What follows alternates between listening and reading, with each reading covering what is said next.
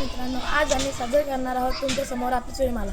आपल्या सूर्यमालेतील 8 ग्रहांविषयी माझे वर्गमित्र तुम्हाला माहिती सांगतील.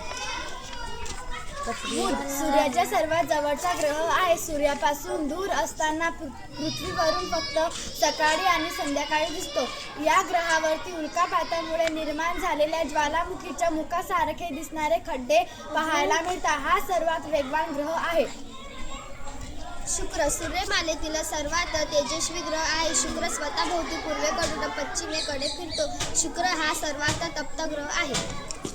पृथ्वी सूर्यमालेतील तिसरा ग्रह आहे. पृथ्वीशिवाय इतर कुठल्याही ग्रहावर जीवसृष्टी नाही. पृथ्वी स्वतः चुंबक असल्याने पृथ्वीभोवती चुंबकीय क्षेत्र आहे. मंगळ हा सूर्यमालेतील चौथा ग्रह आहे. मंगळावर लोह असल्याने त्याचा रंग लालसर दिसतो, म्हणून त्याला लाल ग्रह असेही म्हणतात. गुरु सूर्यमालेतील सर्वात मोठा ग्रह म्हणजे गुरुमध्ये सुमारे 1397 पृथ्वी गोल सहज मावतील इतका तो मोठा ग्रह आहे.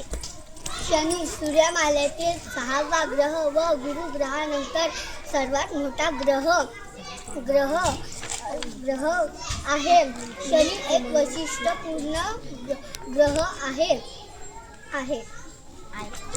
युरेनस सूर्यमालेतील 7वा ग्रह आहे.